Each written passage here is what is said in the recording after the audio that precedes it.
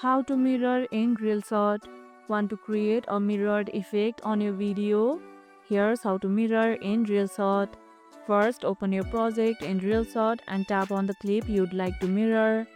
In the Editing Tools menu at the bottom, look for an options labeled Mirror, Clip, or under Transform. Tap it and you'll see options to clip horizontally or vertically. Select the direction you want and your video will instantly display the mirrored effect in the preview.